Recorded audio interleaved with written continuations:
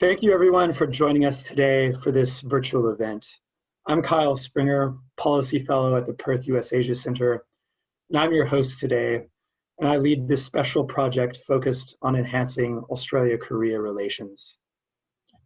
Before we begin, I would like to acknowledge the traditional owners of the land on which the Perth USAsia Centre is located, the Whadjuk people of the Noongar Nation, and we pay our respects to their elders, past and present. I want to start out by giving you a brief background on this project. Looking at Australia and Korea, it's hard to think of two countries in the Indo-Pacific region that share so many characteristics. They're both treaty allies of the United States. We're both democracies with a free press, open political discourse, fair and free elections, and an independent judiciary. We're also both in the world's top 15 economies. And this is a solid basis for a strong partnership between both countries. Supported by a grant from the Australian government's Australia-Korea Foundation, the Perth USAsia Centre has partnered with the Asan Institute for Policy Studies in Seoul to host workshops examining how Australia and Korea can advance their relationship. In May, we hosted two policy workshops with experts from Australia and Korea to discuss the present state of relations and to explore future directions. The report we are launching today is a detailed summary of the key takeaways and recommendations that stem from our discussions. I think you'll come away from this discussion with a strong understanding of where the Australia-Korea relationship can go and how they can work together to achieve outcomes in the many domains of our Indo-Pacific region.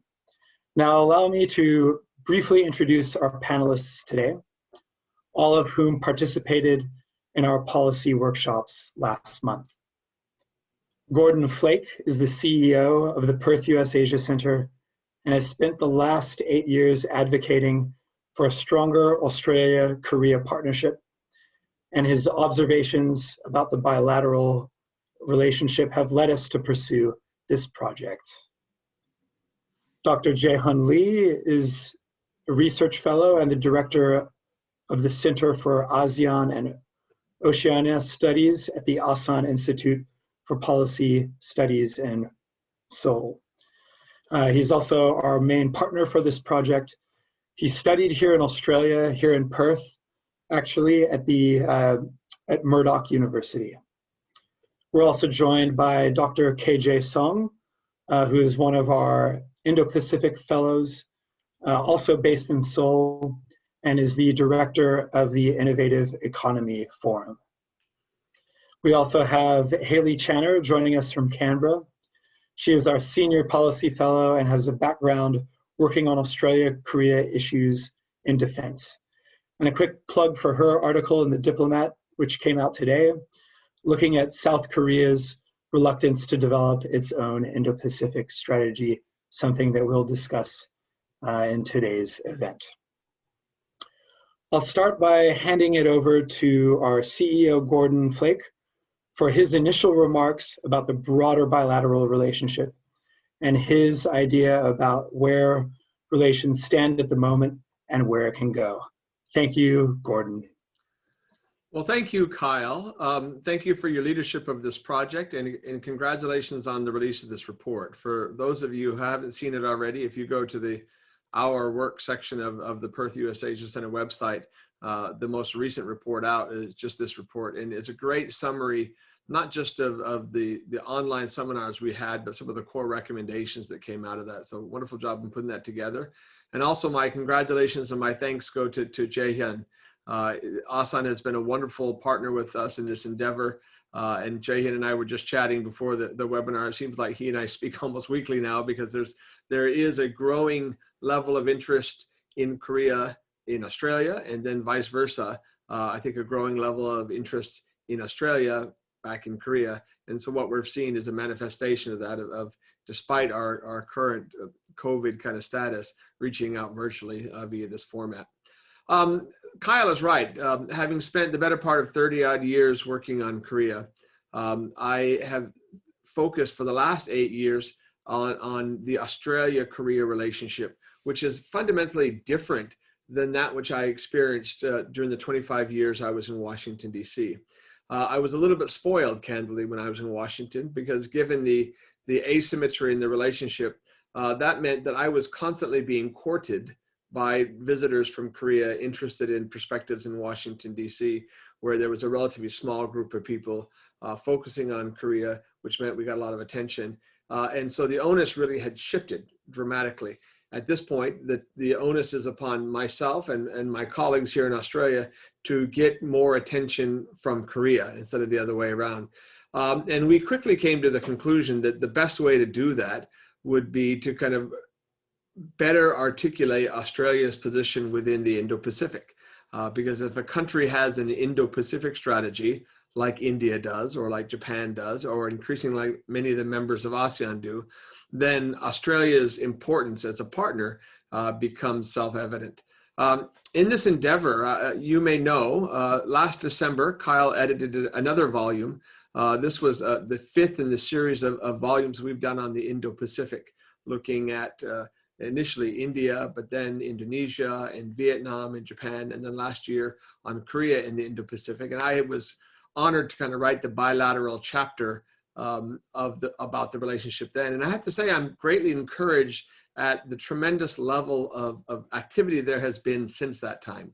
Just a couple of weeks ago, President Moon and our Prime Minister Scott Morrison met at the G7.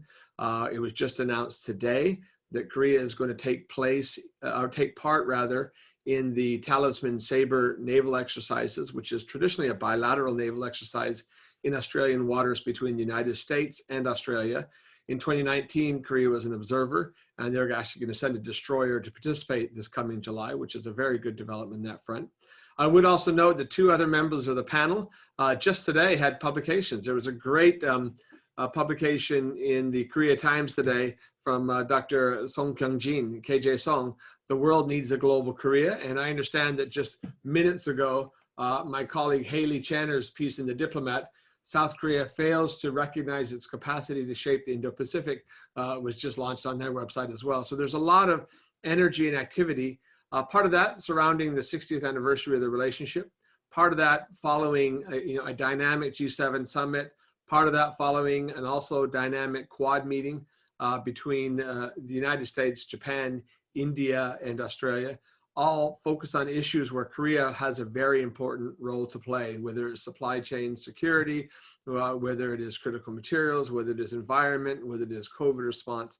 And so I do think there's a growing understanding and appreciation of all those things that Korea can do and Australia can do together.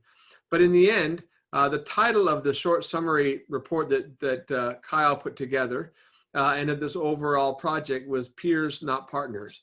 And it just recognizes that for a long time, both South Korea and Australia have done a very good job of managing up and managing down. In other words, we are very well focused on relations with larger, more powerful countries such as the United States, Japan, China, the EU more broadly. And we're also both very proactive at working together with other countries in the region where we provide development assistance and training and assistance throughout the world, and particularly with a focus here in our region in the Indo-Pacific. But what neither of us have done well is figure out how to work together with peers. And given the fact that we are almost peers in terms of the size of the economy, and there's some tremendous complementarity in the relationship, there's a real challenge for Australia and South Korea to become partners. And I think this webinar today, the wonderful summary with those recommendations that Kyle put out, and I think a lot that we're going to be hearing from this panel will give us some sense of how we might actually make that transition from peers to partners, something that already seems to be underway. So with that kind of brief, welcoming introduction, I look forward to the conversation. I'll turn it back to you, Kyle. Thanks, Gordon. That's a really helpful overview of the reason that we started this project and have pursued it so far. Next, I want to turn to our partner in this project, Dr. Jayhan Lee from Asan Institute, and he's going to give us a few minutes of remarks on some of the core recommendations. And it was really helpful having him in our private policy workshops with his insights. So we look forward to hearing from you, Dr. Lee. Thank you so much, Kyle. First of all, I have to say thank you to Gordon, Kyle, and the Perth USAsia Centre staff for their great effort to putting all these arguments into one beautiful piece of a report. After Gordon's broad kind of sketch of this project, I was asked to talk about actually 3 points, but I would reduce it 2 points. First, 1.5 track dialogue, and the second is New Southern policy in the context of Australia and Korea cooperation. And there was another one, the leaders' relationship from both country, but I can make a brief comments on that when I discuss the New Zealand policy in the context of Korea-Australia cooperation. The first point, 1.5 track dialogue between Korea and Australia. Actually, if I'm not wrong, we used to have 1.5 track dialogue. If you look at the 2014, the leaders' vision statement between Korea and Australia, you can find the specific mention that these two countries have to develop 1.5 track dialogue. And we used to have it for a few years between, from Korean side, it was Korea Institute of National Unification, and from Australia side, it was Australia Strategic Policy Institute. But after a couple of years, it was forgotten. And I myself have been doing this kind of track to dialogue between Korea and Australia for a few years, but it wasn't quite sustainable and financially, and there was a lack of other incentives from both sides, from Korea as well as Australia. But this 1.5 track or track 2 dialogue between Korea and Australia is very important for deeper and consistent cooperation and partnership between these two countries. This is kind of a must, not optional. The bilateral relations between two governments is basically, the governments in democratic countries, they come and go, and there's a constant change of government. So if you look at track 2 elements in the track 1.5 dialogue, these track 2 elements, they stay. 1.5 or track 2 tie can sustain the momentum and the memories of a dialogue of a different government. So it can maintain personal ties, and it can be the infrastructure for continued dialogue, which is vital to develop bilateral relations between two countries. The second part, New Southern policy. If I remember it correctly, in the early stage of developing New Southern policy, actually Australia and New Zealand were part of the New Southern policy, but later, these two countries missed out in the official announcement of a New Zealand policy. I don't know why, because I'm not part of the government. I was not that deeply involved in the drawing up the New Zealand policy. Anyway, that was the situation of a New Zealand policy. If you look at the past few years of Korea and Oceania relations, President Moon Jae-in had a chance to visit New Zealand, but not Australia. If I'm not wrong, actually, he had a couple of opportunity to visit Australia, but it didn't work out. So that's kind of a missed opportunity, but what is done is done. What is important is what we are going to do from now on. And if you look at the report published by Perth USAsia Centre, it says the NSP will be over in the next government, but I'm not quite sure. Even if the name goes away, the spirit and the direction of New Southern policy will be there in the next government. I'm quite sure about that. And I wish the next government has to have broader scope, including Oceania and Southeast Asia, on top of New Southern policies, emphasis on Southeast Asia and India. And the coming government, coming South Korean government, have to have a regional perspective and vision beyond the deepening bilateral relations just with ASEAN and India. So South Korea has to do more proactive role in the region, and it naturally requires broader regional perspective from South Korean side. With this, we can put Australia in Korea's regional perspective, and we can enhance the level of bilateral cooperation between the two countries. And of course, it includes the two countries' leaders' relations and visit, as well as personal tie. I would stop here. Thank you. Thanks, Dr. Lee. That was a very, very good overview and a reminder of how important continuing track 1.5 links are for a relationship. With that, our next speaker, Dr. KJ Song, is going to give us some other points to think about as we approach our discussion time. Just a brief reminder to our audience, you can send me questions as you think of them through the chat function on Zoom. So as you hear our speakers bring up their points, if there's a question that pops into mind, feel free to send it through and we will gather it for discussion time. So with that, KJ, over to you. Thank you. Okay, thanks, Kyle.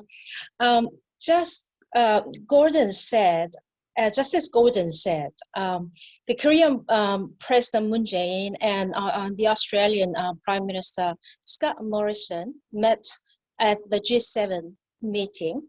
And the Australian Prime Minister Scott Morrison proposed to, elevate the bilateral relationship to a comprehensive partnership, to which President Moon agreed. And they also discussed on a number of issues, including enhancing cooperation between Korea's New Southern policy and Australia's Indo-Pacific strategy, and on low carbon technology and hydrogen production and utilization, on strengthening government business think tank cooperation, and so on and so forth. And the two leaders also agreed to expedite the domestic procedure for RCEP ratification to strengthen economic cooperation in the region. Although not mentioned outright in the bilateral meeting, we have one more regional trade agreement that both countries need to cooperate to make it, moving, CPTPP. I think Korea should join the CPTPP as soon as possible. We Koreans always say Korea live on trade. So there's no reason for Korea not to join CPTPP. First, it was built upon the Korea-US FTA, KORUS FTA. And about a quarter of Korea's trade takes place with the CPTPP countries anyway. And once the United States join the CPTPP, CPTPP's share will be more than 35% of Korea's total trade. Despite that, some trade experts in Korea say we have no reason to rush to join the CPTPP when there is no US in, when Japan has a greater say in the CPTPP bloc, and when the expected economic gains are not so big. And they say, when both the United States and China join the CPTPP, the economic benefits gains will be substantial. So that's the time when Korea should join, which I don't think I would agree with. But, given the geopolitical and geostrategic situation, it's perhaps a long-term scenario. And we must also always bear in mind that trade agreements, the significance of trade agreements lies in not just economic gains, but also strategic value. So Australia, together with other key countries in the CPTPP framework, like Vietnam, Singapore, should support Korea's bid to join the CPTPP. And Australia can go even further to bring Korea and Japan closer together within the CPTPP framework. And on the next point on infrastructure cooperation, what Korea and Australia can do together to boost the infrastructure investment in the region. As you know, at the moment, countries around the world are expanding infrastructure investment to drive economic recovery out of the COVID-19 pandemic, downturns, recessions. But there still is a huge infrastructure investment gap globally, which is estimated to be around $2.5 to $3 trillion per year. And according to the ADB estimation, the developing Asia needs to invest $1.7 trillion per year from 2016 to 2030. But its actual annual spending is only about $881 billion. And the ASEAN region has a huge infrastructure demand because the majority of the ASEAN countries are underdeveloped with low urbanization, for instance. So when China launched the Belt and Road Initiative in 2013, it was welcomed by the Indo-Pacific countries, and 25 countries in the Indo-Pacific have joined the Belt and Road Initiative by signing an MOU with China. China also launched, as you know, the Asian Infrastructure Investment Bank, AIIB, in 2016 with 57 founding members, including Korea and Australia. So despite this, the alleged risk of debt trap, China's financial assistance is obviously on increasing demand, recording around $25 billion in Asia alone last year. However, the total financing availability is still far from infrastructure demand in the region. Besides, there remains a critical question of ensuring the infrastructure investment to be transparent, accountable, aligning with the rules-based order. So what can Korea and Australia do together in this regard? Well, I think there is much room for synergy and complementarity between the two countries. Korea and Australia are strong democracies, respect the rules-based international order, and have taken important initiatives regarding infrastructure development in the G20. And also they have a positive, they are seen positively in the ASEAN region. According to a recent survey in ASEAN, Korea and Australia are seen as non-threatening and non-interfering powers, and yet powers to reckon with. And Australia has a long presence in the ASEAN region. So it has a deep understanding of and expertise in the region. So like, latecomers like Korea can benefit greatly from Australia's experience. And Korea and Australia just launched the ROK Australia Senior Officials Policy Dialogue on our support for Southeast Asia and ASEAN in February this year. It is really to strengthen cooperation between Korea's new Southern policy and Australia's Indo-Pacific policy, and to explore opportunities for cooperation. And as for infrastructure investment in the region, Korea and Australia can cooperate much to reduce barriers to infrastructure investments, such as regulatory constraints, lack of investment resources, and a lack of private participation. The two countries can work together with the Indo-Pacific countries, for instance, in upgrading the institutional and regulatory infrastructure to make the region a more attractive investment destination. And both countries have well-established public funds. Korea has its national pension service, which is the third largest pension service in the world.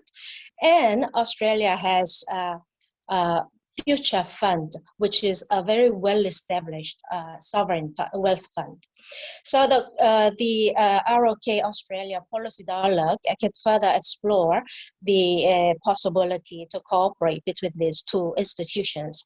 And I would say a joint water management project in the Mekong sub-region, for instance, would make a good starting point. And finally, on AIIB. Well, the AIIB has been consolidating its position as a key multilateral development bank with 122 projects for a total of 25.27, with a total of about $25 billion in the financing since 2016. And I think it should be reckoned with. And the AIIB is a force to stay. So what Korea and Australia, both the founding members of the AIIB, should do to make it the AIIB operate in a more transparent and accountable manners and in a rules-based order. They are also responsible to ensure it to operate in accordance with the so-called ESG, economic, social, and environmental principles, and not to commit a mistake with of overlending to some, economically weak countries, and thus risking creating a debt trap. And I think they should also encourage another multilateral development bank, World Bank, to be more engaged in the Indo-Pacific region. Thank you. Thank you, KJ. That's a really good overview of many of our economic recommendations for Australia-Korea cooperation. And now we're going to shift focus to defense with my colleague, Haley Channer. And she will cover one of the main defense-focused recommendations from our report. Thank you, Haley. Thanks, Kyle, and thanks very much, everyone. It might look like I'm beaming into you from a Canberra bunker. It's so dark in here, but I've just closed the blind because the sun is setting here in Canberra. And I wanted just to reflect quickly on what Jayhan and KJ have said. I so much wish that I was a discussant rather than a presenter in this, because a lot of what they said resonated with me. Jayhan mentioned that a lot of 1.5 track dialogues haven't continued. And it's such a shame that they haven't, because I was part of those several years ago, including with Asan. And they were such a valuable exchange, a place to exchange ideas. And it's funny too, because I'm seeing Jayhan again after a couple of years away. And there's a lot of different people in this area, but we're all very small. It's a small group. And so there really should be more people looking at Australia-South Korea security cooperation. And Jayhan also mentioned that Korea needs to expand its security and foreign affairs focus from Southeast Asia and India to the broader region. And I completely agree with that position. And I don't see a lot of other analysts out there arguing for the opposite, arguing that, no, actually South Korea's narrow focus on the region is the way to go. So I don't know if that's a circumstance that there only being a small number of analysts who are looking at Australia-South Korea relations, or whether that just means, South Korea really should revise its policy. And we've also looked at a couple of things that KJ mentioned in terms of Australia bringing Japan and South Korea closer, potentially within the CPTPP framework. I find that idea fascinating, and I would love to explore that in the Q&A. So someone please ask that question. And she's also talked about infrastructure. So I really see, if I can make a bad pun, the sun might be setting here in Canberra, but I want the sun to be rising on a new era for Australia, South Korea, including in the defence space. And before I talk about, you know, how can Australia and South Korea broaden their defence cooperation, I want to first address the issue of why. Why should Australia and South Korea broaden their defence cooperation? Because until you really attack that issue, you can't make a strong case for the things that we should be doing more and doing in a deeper way. So recently I was part of a private discussion of Australia and South Korea analysts about the relationship. And one of the key things that came up was that we don't have a shared strategic vision for what we want our defence cooperation to achieve. And this is despite the fact that back in 2014, our governments agreed a strategic vision. We have a vision statement, and then in 2015, we created a blueprint for defence and security cooperation. And so this argument goes that because we don't have a desired end state for what our defence cooperation is seeking to achieve, we can't therefore deepen and broaden our defence cooperation. And I actually think that's a red herring, right? So there are lots of reasons to increase defence cooperation that don't require you to have a desired end goal. And in fact, no country knows every time 100% what it's going to use its defence and security forces for. But if you have a region that's less stable, is more contested, you have large countries like China using coercion to coerce weaker countries, and beyond that, you have broader regional and global security challenges that require a collective response. There's an abundance of good reason to do more security cooperation. So I just wanted to say that up front.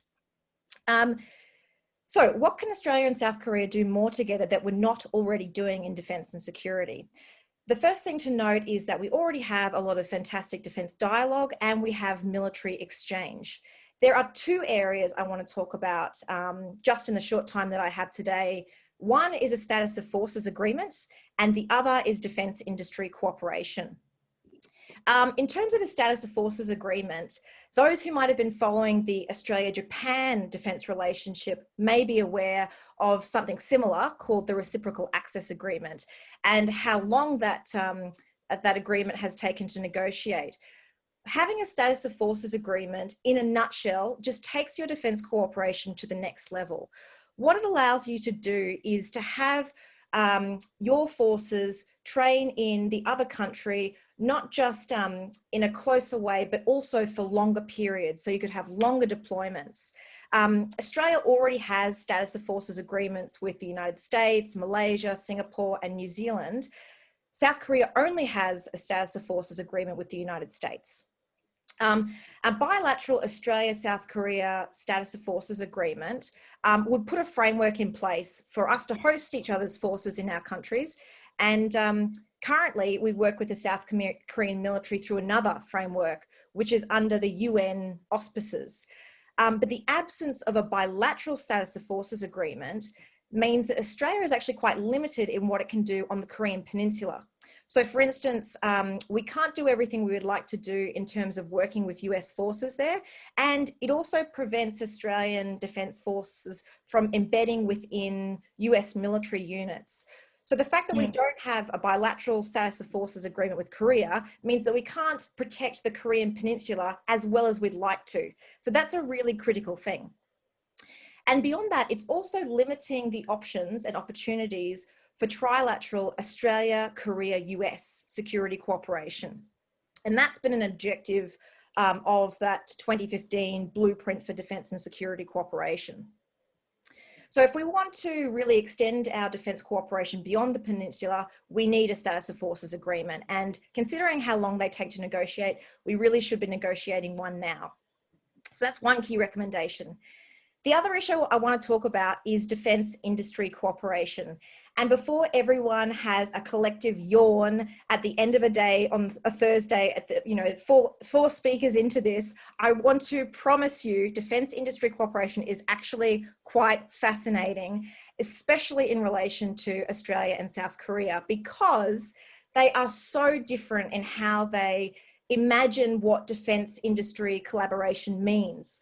So in the South Korean context, South Korea believes that the defence relationships are built on a foundation of defence industry cooperation, because once you buy the defence equipment of another country, you're showing that country that you trust them and that you're confident in a strategic partnership.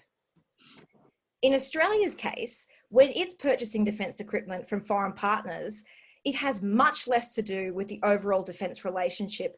And again, I think a good example of this is in our submarine decision, where we didn't end up buying submarines from Japan, we bought them from France.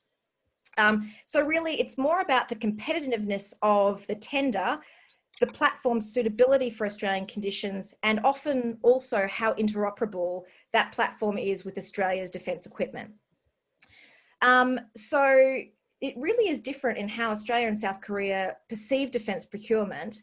And we have a sort of poor history of cooperation in this area, because back in 2005, Australia chose a Spanish company to provide some naval ship replenishment ships over a South Korean shipyard. And this actually caused quite a lot of diplomatic upset in South Korea that isn't fully appreciated, I think, by Australia, how much it affected the relationship.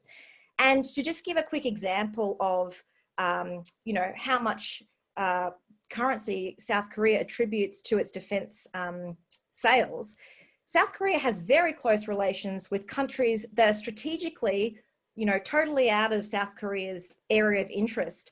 And a really good example of this is the United Arab Emirates. So South Korea has actually deployed its own special forces to the UAE after a nuclear power plant deal was signed with the UAE back in 2009. And it's so unusual to think that there are South Korean special forces in the UAE, which you wouldn't expect them to have a close strategic relationship.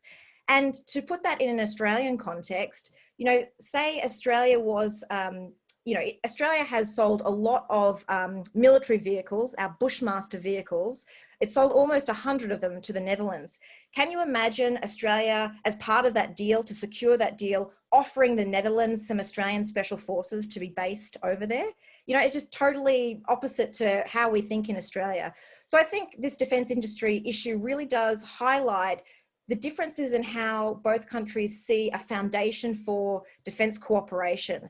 And I really hope that in future, Australia can be more mindful of that, not in the sense that it's just going to award contracts to South Korea for the broader defence relationship, but that it avoids some sort of relationship harm if it gives a sort of commitment, or it's clear that a tender's not going well for South Korea. So there's definitely things to think about there. And I look forward to talking about all of these issues and more during this Q&A session.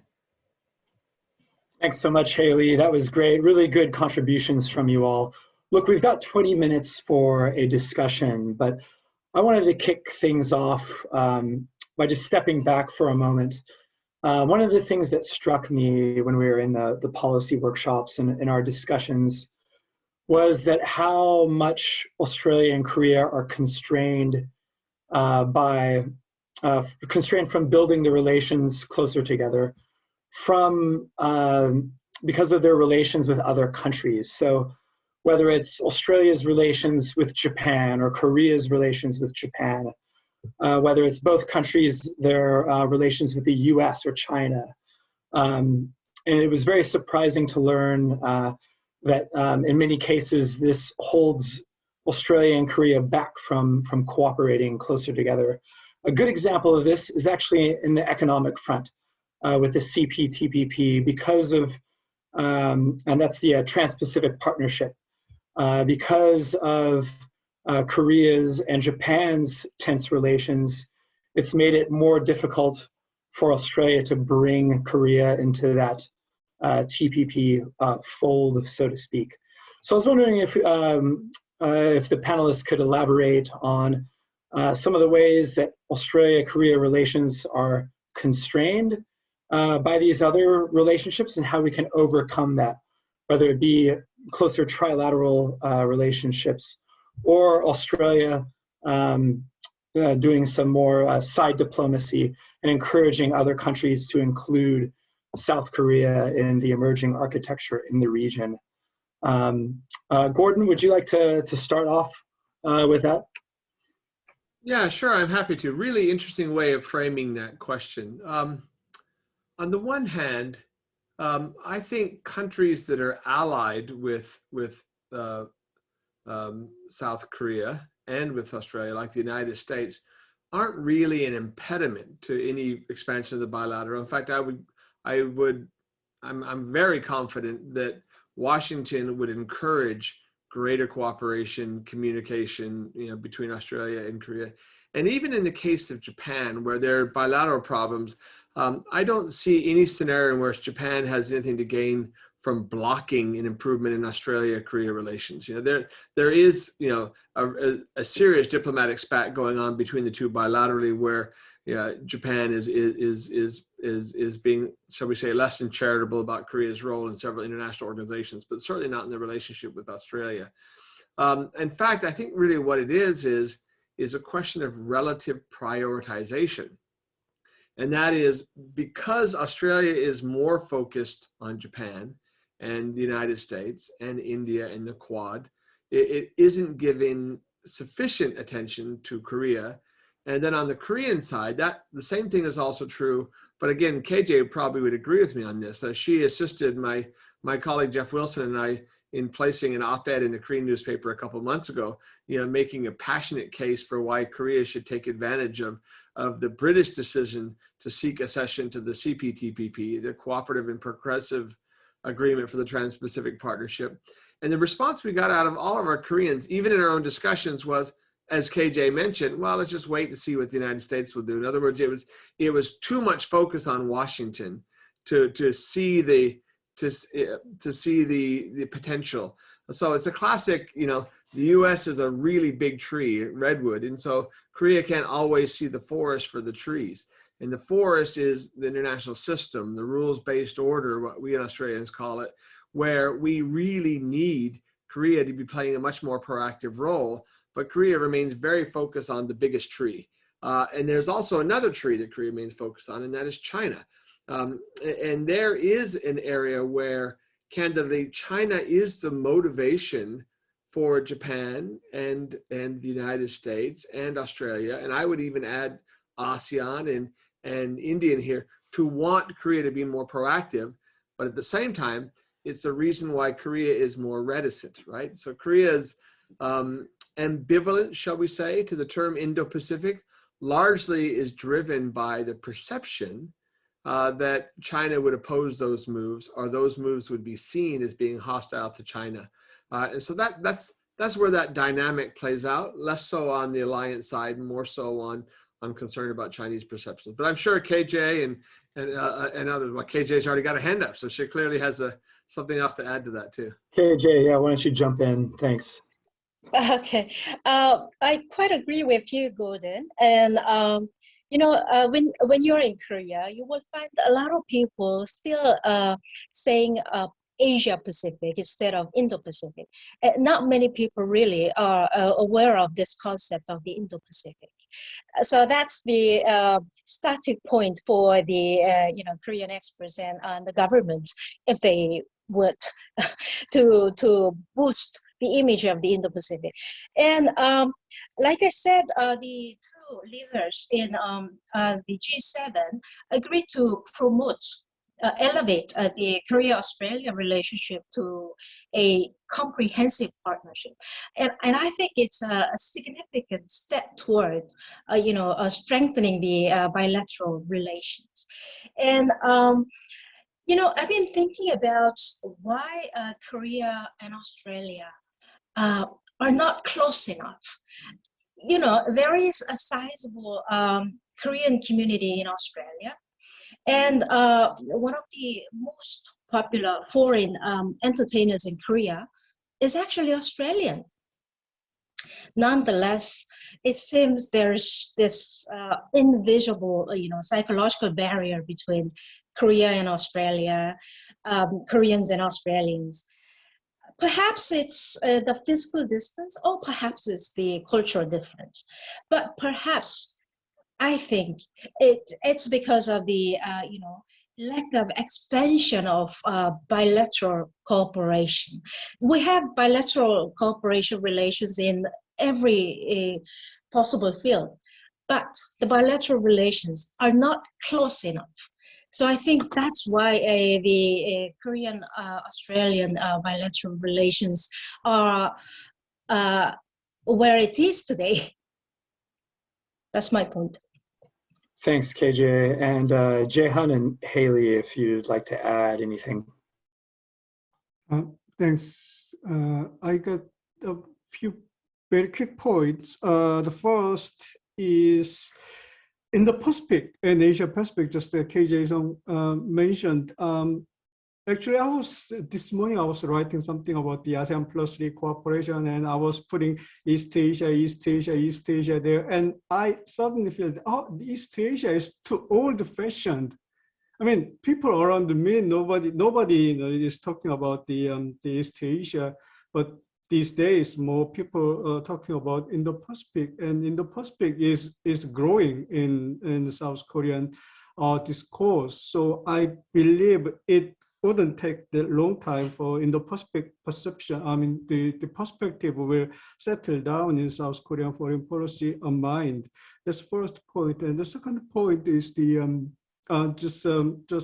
just Kyle mentioned the kind of third parties putting some limits on Korea-Australia cooperation, where in a way, for example, like Japan, China, maybe put some limits on the Korea-Australia cooperation, but actually this third party can be a kind of way for detour troubles, or even it enhances the cooperation between Australia and Korea. For example, we used to have so-called KIA dialogue, Korea, Indonesia, and Australia dialogue, trilateral dialogue before. And when South Korea is interested in Southeast Asia and Australia is interested in Southeast Asia, we can meet in Southeast Asia. And that's actually what is going on between Australian MOFA and South Korean MOFA at the moment. So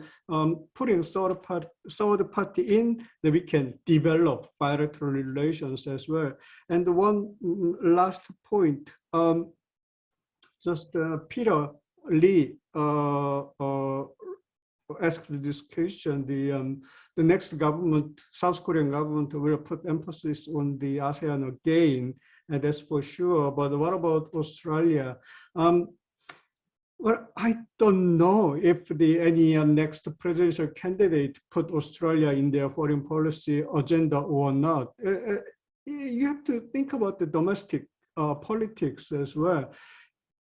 In domestic politics, you have a lot of agendas, and it is you have to put your own favorite topic on presidential or the government agenda. There are a whole range of agendas, and only a small number of agendas survives in foreign policy or domestic politics. Australia is like that. ASEAN is our #2 trading partner, economically very important. And we have developed bilateral relations in the context of ASEAN Plus 3, the so-called East Asia multilateral cooperation framework. So we have past history with ASEAN countries as well as economic interest. But anyhow, either Korea or Australia have to find some space to put Australia in Korea foreign policy agenda anyhow. That's very important, and I don't know what's in mind of the next presidential candidate, because they don't reveal their foreign policy agenda yet. We have to wait and see. Thanks. Real quick, KJ, did you have any? In response to Peter Lee at ANU's question about leading presidential candidates in the review of the wider region. Right. Yeah. About the leading presidential candidates, it's not clear at this point who are really the leading presidential candidates, although some are leading the polls.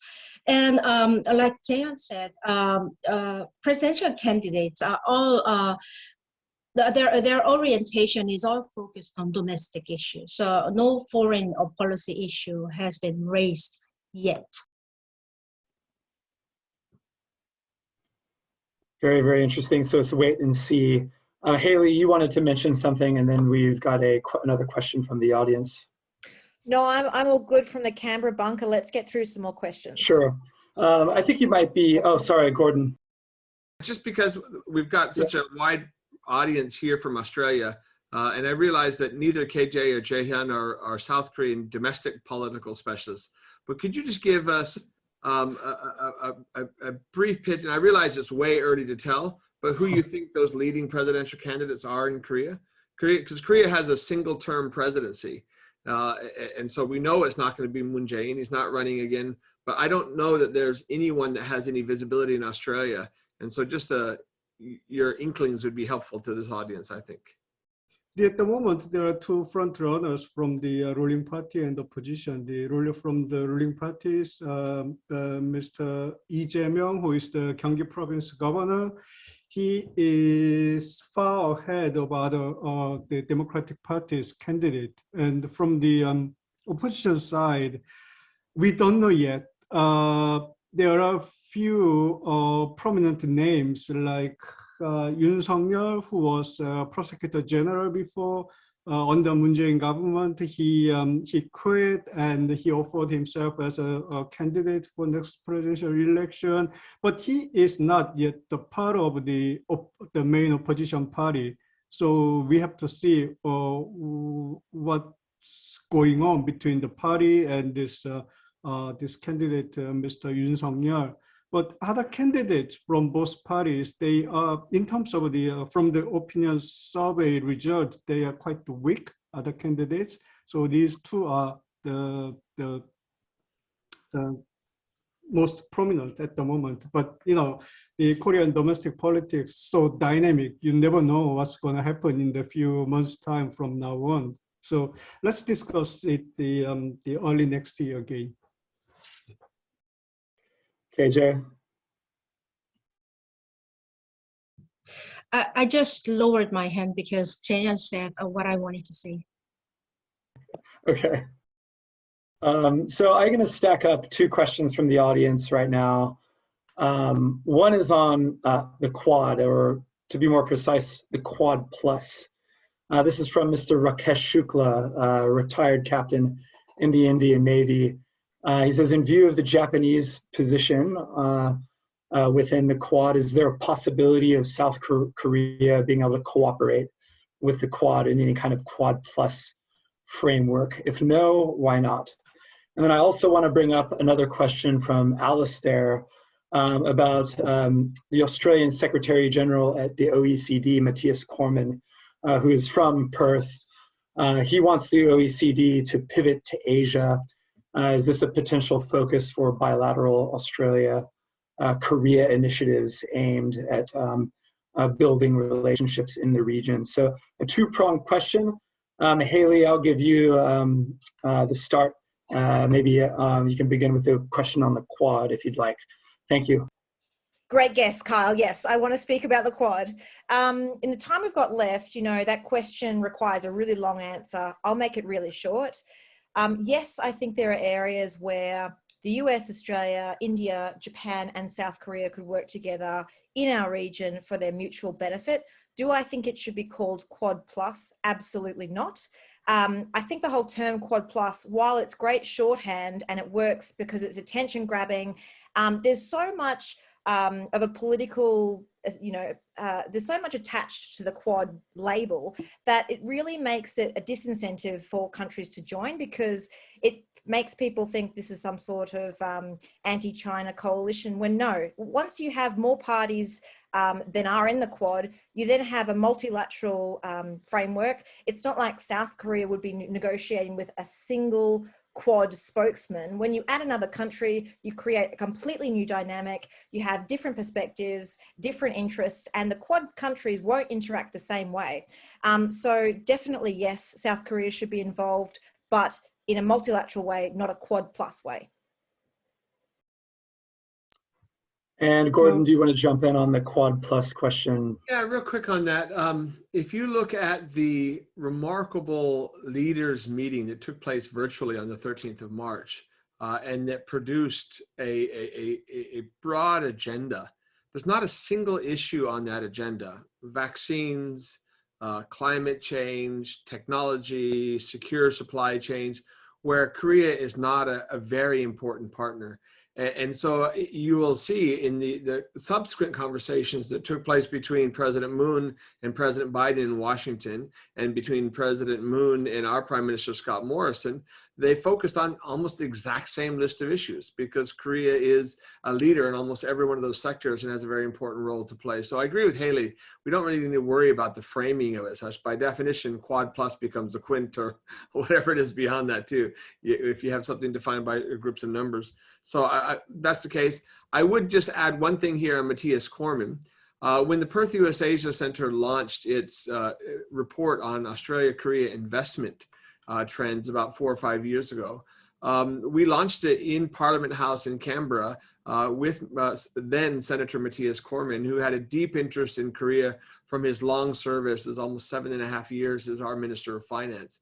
And so I would actually encourage our Korean colleagues who have made the OECD a very important tool of their international diplomacy since Korea joined in 97, and KJ was at the forefront of that when you were at the Institute for Global Economics, to really see Matthias as the new Secretary General, as an Aussie, as a partner. He's the first OECD Secretary General from this region, from the Indo-Pacific, and understands many of the issues that Korea and obviously Australia face.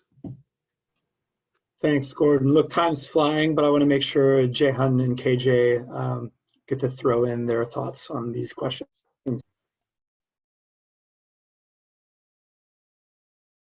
Jayhan, if you'd like to. Me? Okay. Just quickly, I agree with Haley on the Quad and Quad Plus. It's not about joining. We can just cooperate topic by topic. So that's my point. And the second is OECD. I'm not sure the intention of the question, but when OECD, Korea, Australia put together, I would recommend, why don't we kind of build up cooperation for the ASEAN's Southeast Asia's digital integration and connectivity. It is the way, because after COVID-19, there are lots of going on with the contactless economy, and it is the way for the Southeast Asian countries' economic recovery, and it is a way to for the data safety and cyber security of Southeast Asian countries, and it is a chance for South Korea and Australia to expand its market, the digital equipment market, and we can also give the Southeast Asian countries wider choice, not just the Chinese product, and this is quite promising area for cooperation. And there was a question from Sam, and it is about Moon Jae-in government and North Korea. This is an interesting point. Where the Moon Jae-in government was invested so much in North Korea and still investing so much in North Korea, but funny enough, COVID-19 crisis provide South Korea something else. It provides South Korea a chance to be proactive in regional and global scene, and South Korean society as a whole is becoming more and more confident. We can do something for regional and global community, and so the Moon Jae-in government is on one hand, it's quite interested in the opening dialogue with North Korea, but at the same time, it minds the South Korea's role and contribution for the global and regional community. So I believe the things will be different in the coming few years as far as South Korea foreign policy is concerned. Okay, KJ? Well, I do hope the next government will be more global in their foreign policy approach. And as for the Quad cooperation on an issue basis, and they will cooperate. That's what the Korean government said, announced. I hope the next government will be more engaged in the Quad framework, and the Quad Plus is not positively, viewed among some Koreans. So let's not use that term.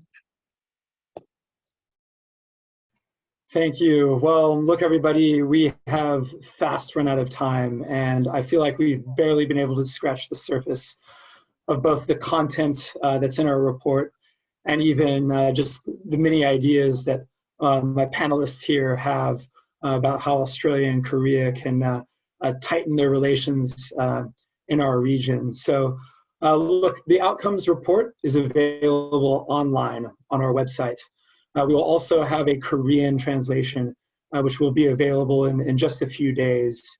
And before we go, I want to thank my audience, thank my panelists who've done a great job, and a quick reminder about another Korea-related virtual event that we have tomorrow, 5 p.m. Australian Western Standard Time, looking at green technologies to enhance Korea-Australia regional collaboration.